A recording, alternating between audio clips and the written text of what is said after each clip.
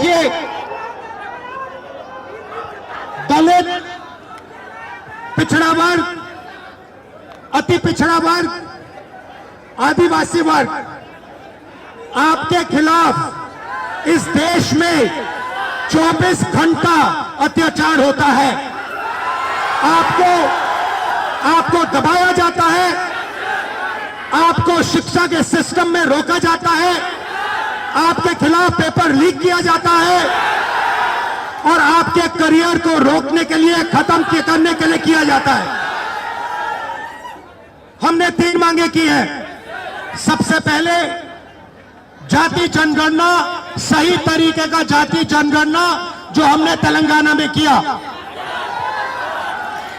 दूसरी बात, कानून, हिंदुस्तान का कानून है कि प्राइवेट कॉलेजेस और यूनिवर्सिटीज में आरक्षण होना चाहिए और ना नरेंद्र मोदी ना बिहार की सरकार उस कानून को लागू कर रही है।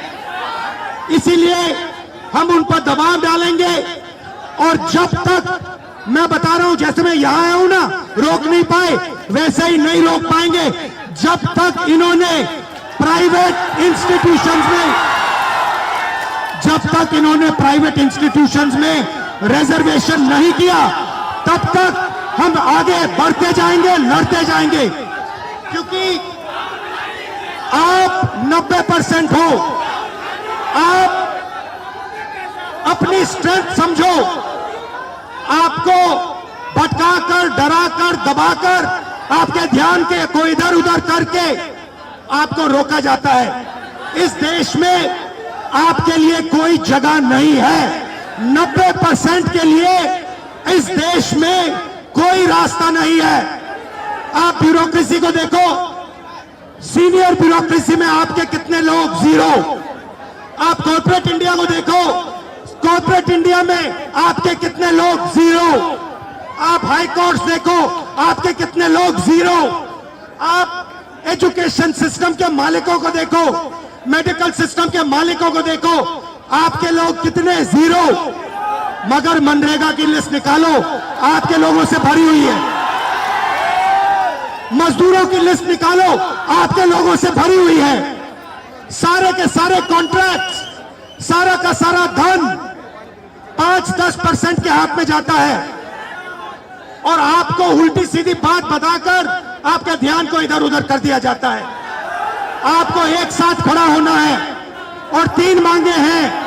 पहली मांग जाति जनगणना, दूसरी मांग प्राइवेट इंस्टीट्यूशंस में, प्राइवेट स्कूल्स और कॉलेजेस में रिजर्वेशन, अति पिछड़ा का, ओबीसी का, दलित का, आदिवासी का।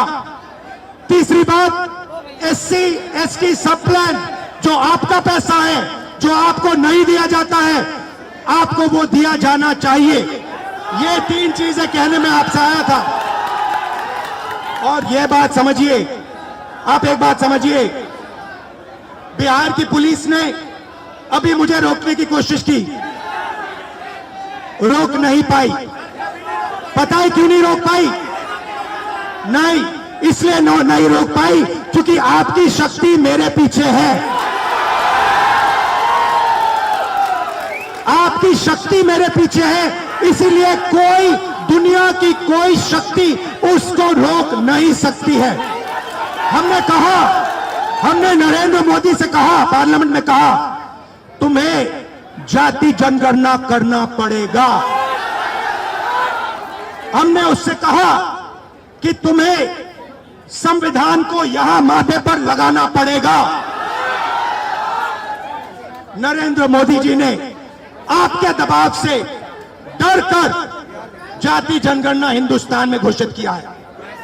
आपके दबाव से डरकर उन्होंने कॉन्स्टिट्यूशन अपने माथे पर लगाया है। मगर वो लोकतंत्र के खिलाफ है, संविधान के खिलाफ है, जाति जनगणना के खिलाफ है।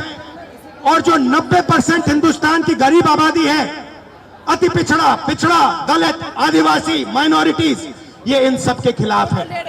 ये अदानी अंबानी की सरकार है, ये आपकी सरकार नहीं है।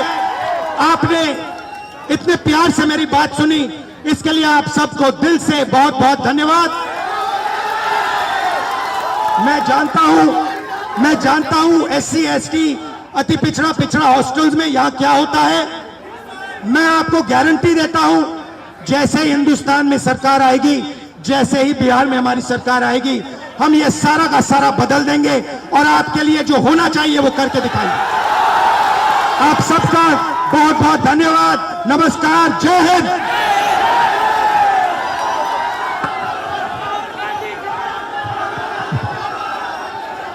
जय भीम, जय भीम, जय भीम।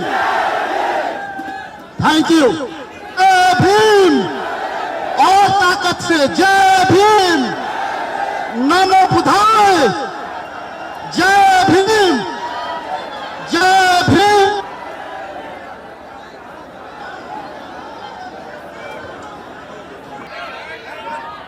हेलो, अच्छा आप में से कोई बोलना चाहता है? आ जाओ, आ जाओ।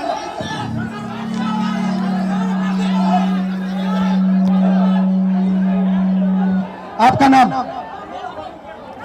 प्रदीप से। प्रदीप, यहाँ पे आपके हॉस्टल में क्या हालत है, थोड़ा बताइए मुझे।